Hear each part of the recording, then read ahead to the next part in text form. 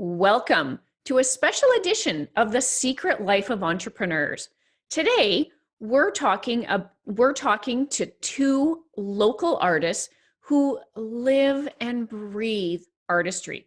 Having gotten to know them a little bit over the last few months, I've really developed an interest and a passion in the work that they're doing. So I'm excited to have our guests with us today. Before I go too far, I should actually introduce myself because many of you won't know me. My name is Barb McGrath, and I'm the host of a podcast called The Secret Life of Entrepreneurs. Susan and Janet have very kindly allowed me to broadcast into the Facebook page as well as onto CJTR. So today's episode is a little bit different than many, but let's get started. And I'm going to ask Susan Robinson to introduce herself and tell us a little bit about what to expect at the upcoming event. Hi, everyone, and thanks, Barb, for inviting me here today. My name is Susan Robertson, and I'm a ceramic artist who lives and works in Outlook, Saskatchewan, and I make really beautiful pottery that makes people smile. Now, the event that Janet and I have to give Janet full credit for starting the whole ball rolling on this, is River Rail ArtVenture, which is a self-guided tour of artists and artisans in West Central Saskatchewan. And it's going to take place June 26th and 27th of this year. That's only a few weeks away, 8 weeks away? Yes. Is this where I go, ah? We all go, oh my goodness, eyeballs popping out. Exactly. How many people are you expecting at the event then, Susan? We're actually anticipating about 4,000 people over the 2 days of the event. Excellent. Wow, that's exciting. All right, before we talk too long, let's have Janet introduce herself and tell us a little bit about the artists, I can't talk this morning, artists and types of artistry that we might expect to see.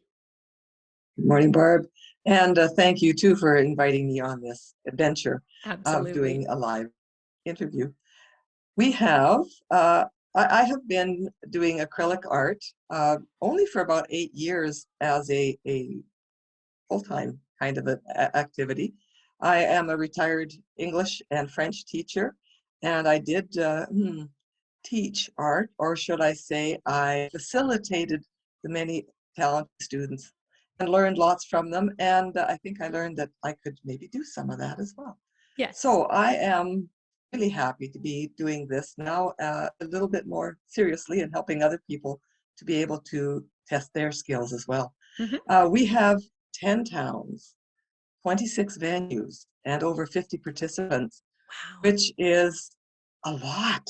It We had is. hoped we might have 15 participants. Mm-hmm. So we have really broadened that. And certainly we have a wide variety of things that are going to be, people that are going to be making things for us, making it happen. We have 3 fiber artists. Mm-hmm. We have 14 who paint.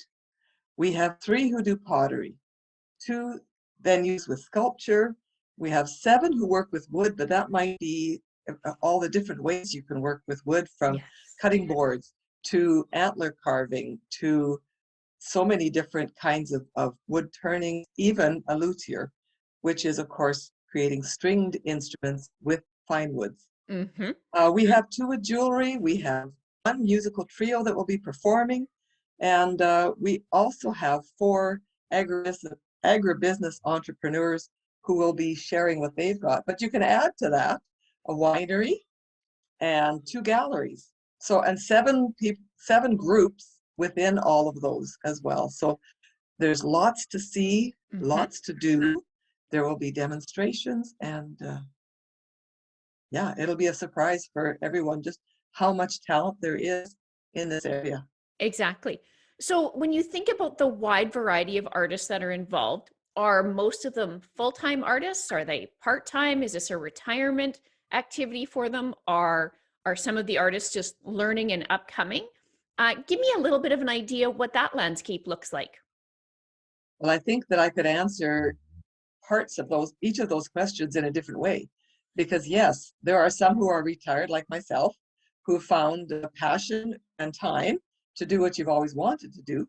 But I think there are also, I know there are also people like Susan who are professionals who have been doing this as a career. Mhm. And that would be also true. We have got some that are brand new, some who have been doing it for a long time in whatever uh, way they've been doing it. And I think that for some, it's a discovery of, I could do something more. And this is one of the things we're trying to help them with the River and Rail Art Tour, Mhm. so that they can find a space that's Yes. safe, Mhm. find that myself, when I had my first show, and you're really nervous and you're not sure anybody will come. Yes. And I've already had a chance to reassure one person that, yes, they will come. Mhm. Yes, they will love what you're doing. And Sally, they will find that your work is exceptional. Even though, and I know that from myself, even though I really question if anybody would buy what I was doing. Yes. Yes, exactly. So I'm going to ask you both this question, and I know your answers are very different.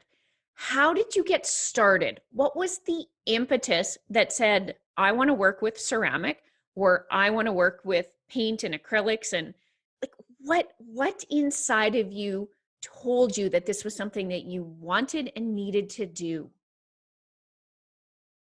Sue, do you want to go Well, first? sure, I'll go first.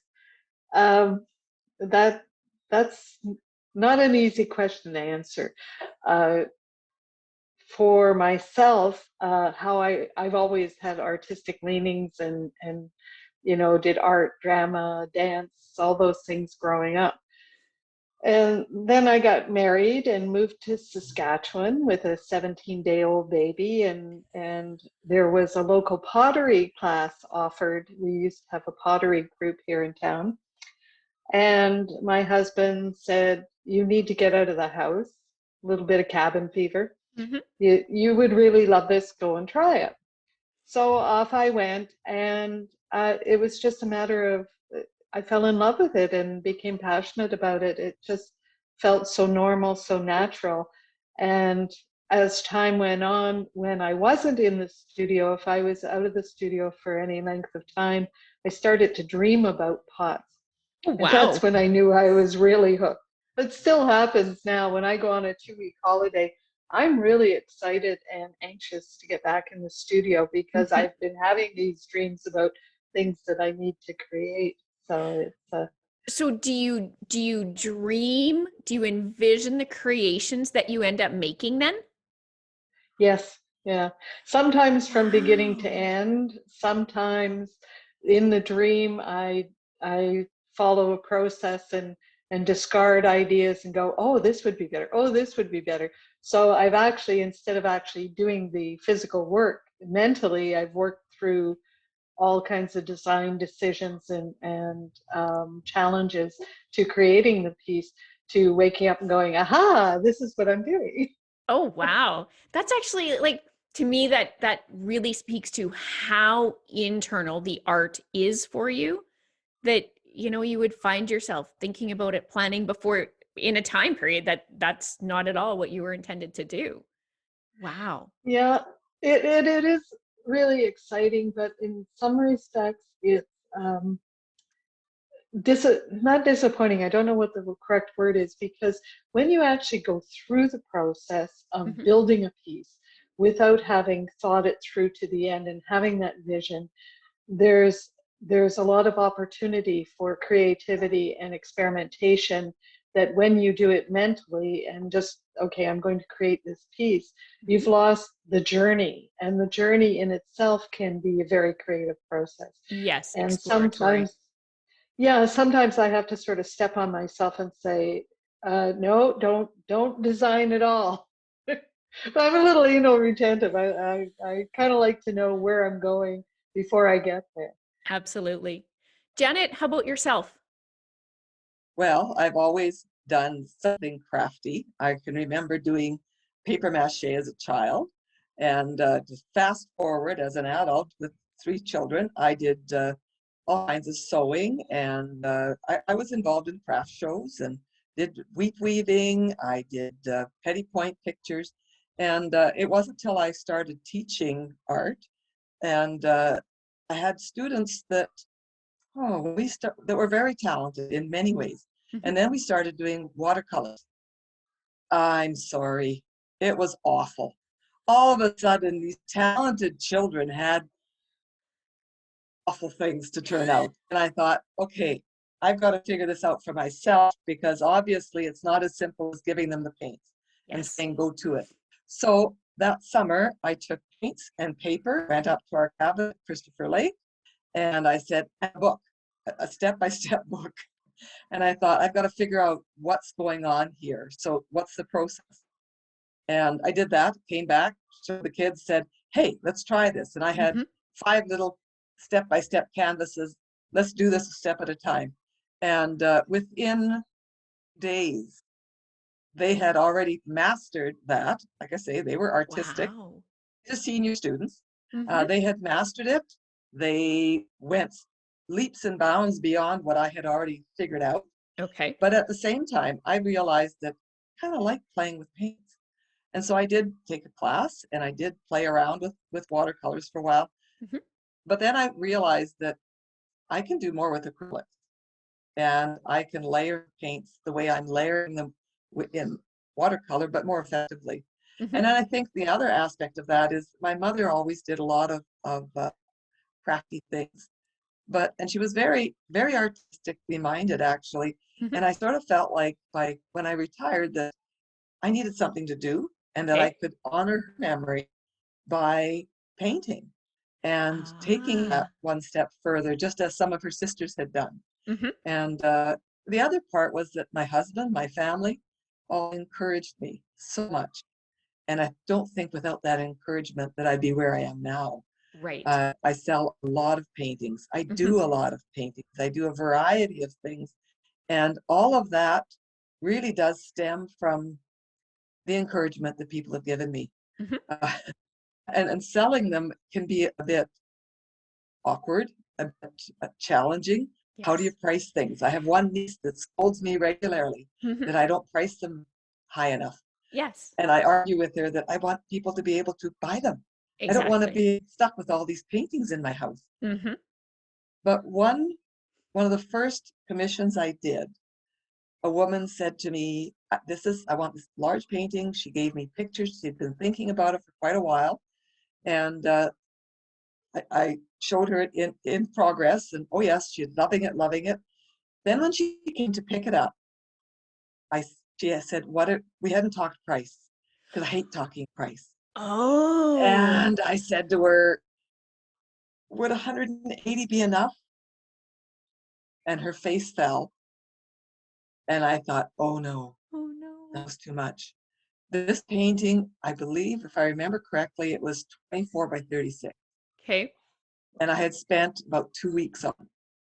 Yeah. And when her face fell, I said, is that too much? And she She said, was oh thinking the no, opposite, wasn't she? yes. And I said, well, you and your husband talk about it and let me know. Well, I actually, I hadn't finished the painting. I had a few things left to do on it. Okay. I delivered the painting to their house. They had a check ready for me for $350. Oh wow. And I guess, again, encouragement, what I was doing was worthwhile. And I Yes. think so many of us that are beginners, are, fledgling entrepreneurs, Mhm. we need to know that what we do, that we can ask the price that others are Yes. asking. Exactly. Maybe not right away, Mhm. but I have raised my prices. Absolutely. And I think that's where this conversation fits really well with that secret life of entrepreneurs, because artists are entrepreneurs as well. Musicians are. All types of art are still business. And for whatever reason in society, I'm sure this could take over our conversation. So many people have put less value on the arts. your time is equally valuable to someone in the business community. You're generating and cultivating culture and that fabric that makes up our society. And so an event like this really helps people understand both the breadth and the offering that we have right in this province. How did the event come to be? Give me a little bit of history. Susan, do you maybe want to touch on that one? Well, it's something I have wanted to do for years. And actually, Janet and her neighbor, who's participating, Dale Hicks, who's a sculptor, had the event in 2018, Janet, I believe. Yes. Yeah. I wasn't even around, missed the whole thing, story of my life. And they held the event, their yards join, and they had a fabulous event. I heard wonderful things about it. They sold well. They had about 600 people show up. And then Janet wanted to do it again, and she approached me, and I went, "Oh my God, I've always wanted to do this. This is great." So we started working on it, but unfortunately, we were supposed to host the first one last year, but COVID kind of put a damper on our enthusiasm. But it actually turned out to be a wonderful thing because it gave us more time to prepare. Mm-hmm. And as Janet mentioned, originally we had hoped for like 6 communities and 15 artists. And this has just become amazing, the response that we've had to it. And we didn't even know the strength and breadth of the artists and artisans in our community. Mm-hmm. So for me, it's been very educational. Yes, yes, I bet. And do you think as the event grows, so this year I know we have more than 50 participants. Do you think next year it'll be up to 75, 100? Do you think that's even, Janet? Whoa, I don't know if that's manageable. But is it manageable? Because would we want to put any kind of filter or damper in place to slow it down, or do we want this to be, sort of the art version of the Craven Jamboree where we've got thousands of people attending? Wow. From an organizational perspective, of course, we get the ball rolling, we do contacts, collect information, and all of those things. And it is possible if we have to fine tune our system a little bit, but it's certainly possible to expand. And I love the idea that we have this huge pool that people can either dip their toe in or jump in, Mm-hmm. take a dive. I like the idea that people can look forward to seeing so many different people Mm-hmm. and so many different venues. Yes. I don't know if it will level out. Okay. I don't know if some people will find that it's difficult to continue each year, Mm-hmm. but I do know that there are more people out there. We have discovered that. Yeah, absolutely. And I do believe that the public is also open to that, Mm-hmm. because I think that what I have found in the last years, and I have done a show each year since 2018, although not last year, but we have gone from a society, I think, that goes from valuing, oh, I got a Walmart print, isn't it pretty? Yeah. To doing it yourself, Mm-hmm. but also to wanting to have real art on their walls, on their Yes. tables, in their kitchens, Mm-hmm. things that have been produced by local artisans and artists, things that they can say, I know who made that. Yeah. And I think that that is where the future is, that we keep it affordable while Mm-hmm. still paying for, as you said, for the time, for the skill. Exactly. And I think that if we can raise, through meeting the artists, if we can raise the level of engagement among the average person, Mm-hmm. I think that is what will benefit art in the long run. I You know, truly believe that. I remember a story, I think, Janet, that you told me, but Sue, maybe it was you. So I remember the story of, must have been you, Janet. So in the last event, there was like 5 or 6 different types of artists all within this small radius of space. And you don't think of that, to know your neighbor does woodworking and somebody else does metal shaping and somebody else paints. And when you must have some fascinating conversations when the neighbors sit down and talk about this stuff, because to the, I'll call us the general public, we don't know. When we drive through a community or drive by a yard, we have no idea the skill and the time and the quality of work that is in that yard then, right? Yes, I in that for that event, I was told, oh, you should talk to Lynn Hermanson. She does fabric art. Well, she at that point had bins of things that she had been working on, and they were just sitting in her little house. And she had started engaging with the Saskatchewan Craft Council. She was going to be juried that year, and she was quite excited about it. Mm-hmm. Well, she has now branched out and is selling her work all over the place. She's on Etsy. She's on, Yeah. she's in many different galleries around it, and it just is amazing the transformation that it caused in her as well. Instead of being almost apologetic that she had all this stuff that she loved doing, Mm-hmm. she's now kind of squared her shoulders and said, "This is what I do." Good And for she was her. at our show in 2018, and exactly what you're saying, Mm-hmm. people who uh, who didn't realize that she had talents beyond just looking like a nice person. Yep. Yeah, she is now well known in the fabric art uh, society. Community. So Wow. yeah, Yeah, that's incredible. So, Susan, tell us a little bit about your work. Because when I think about ceramic, and I read in your bio that you're internationally recognized, how in the heck do you ship um, ceramic internationally and keep it in one piece? Well, there is a whole art to packing, that's for sure.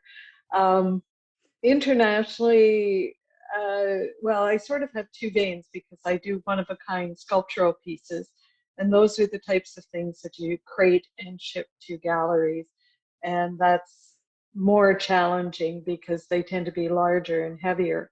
But in terms of production work, which is mugs, bowls, plates, um, Bubble Pack is my friend. You and styrofoam, you've taken out shares, I bet. I should. I should. But actually, we try to do as much recycling as possible. So we recycle boxes and we use shredded paper. And, we just try to, as much as possible, reduce, that whole reuse, reduce, recycle. Exactly. Very much in the forefronts of our mind. It also decreases the cost for the person who's receiving it when they don't have to pay for me to buy styrofoam peanuts that are Yeah, like static electricity and stick to you everywhere you go. exactly. Ladies, we are almost out of time. Sue, would I be able to get you to wrap us up? Tell us event date, COVID precautions, website. Give us all of the details that we need to know so that people can plan to attend. All righty. Yes, I'm really excited. I hope you'll all join us. And it's River and Rail ArtVenture. Our website is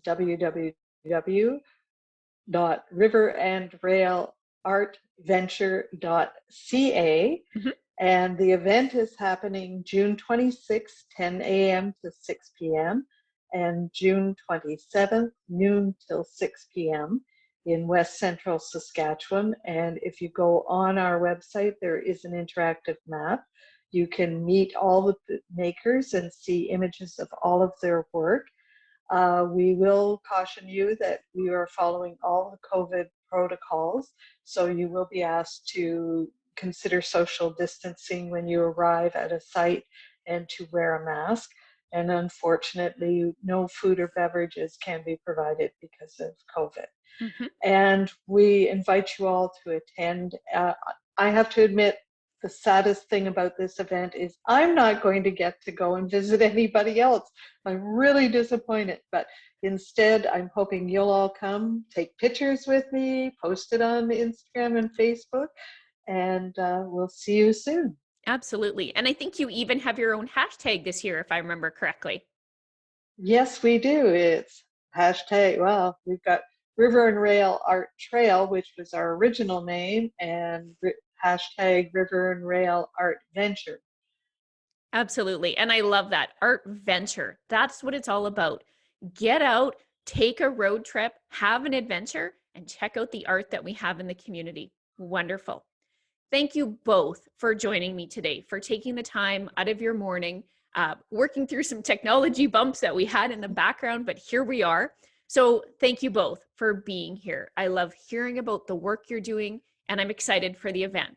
I'm still trying to decide, can I go, or does the website and the website going down, is there some risk there if too many people are on the site that weekend? So I'm still figuring that piece out. But if you would like to be a guest on the show, Secret Life of Entrepreneurs, just email me at barb@googlegirl.ca or reach out on Facebook and Instagram. Just a reminder, you can even post questions in advance of our live show. I'm your host, Barb McGrath, local business owner and Google Girl.